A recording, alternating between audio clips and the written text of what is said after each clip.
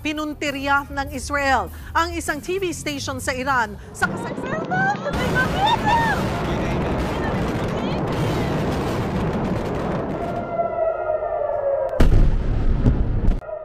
Umaga ng June 13, ginawa ng Israel ang hindi inaasahang pag-atake sa Iran gamit ang 200 jets, mga explosive-laden drones at Mossad sabotage team. Pinasabog ng mga ito ang ilang nuclear missile facilities ng Iran. Layunin ng Israel na pigilan ang programa ng Iran sa pagpapalawak at pagpapalakas ng mga nuclear weapon. Naniniwala rin kasi ang Israel na ang Iran ang nagsusupply ng mga missile weapons sa mga teroristang grupo kagaya ng Hamas. Sa pag-atakang ito ng Israel, ilang mga facilities, commanders, researchers at scientists ang nasira at namatay.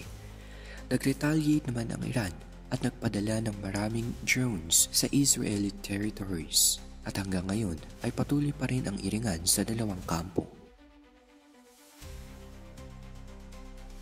Nangyayari na nga ba ang propesiya na nakasulat sa Biblia? Simulan natin sa pagkawatak-watak ng mga Israelita. Nakasaad sa Biblia na ang mga Israelita ay may kakalat sa buong mundo, ngunit sila rin ay muling matitipon kung saan nangyari na ito noong May 14, 1948, kung saan naging isang ganap na bansa ang Israel, ang simula ng pag-uwi ng mga Israelita.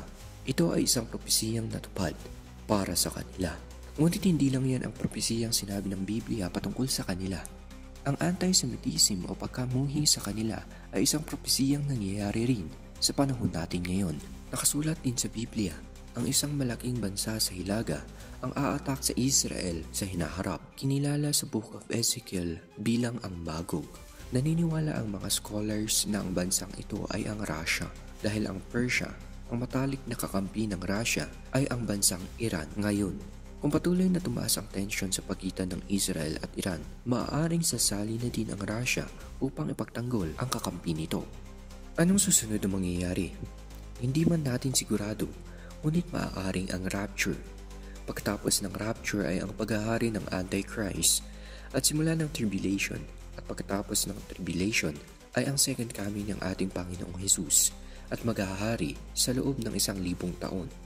Kaya sinabi ng ating Panginoon sa Luke chapter 21 verse 28, kapag nagsimula na mangyari ang mga bagay na ito, umasa kayo at maghintay, dahil malapit na ang pagliligtas sa inyo.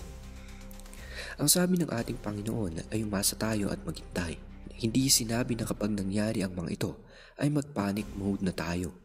Ang mga propesiya ay naisulat upang maihanda tayo at hindi para takutin tayo. Anong magagawa natin ngayon? Tanungin natin ang ating mga sarili. Handa na ba tayo sa pagbabalik ng ating Panginoong Hesus? Hindi man tayo sigurado kung anong susunod na mangyayari, ngunit sana ang mga nangyayari ngayon ay maging wake-up call sa ating lahat. Patuloy tayong manalangin, maganda at purihin ang ating Panginoon kahit ano pa man ang mangyari. Pagpatuloy natin kahit na sa kanyang muling pagbabalik.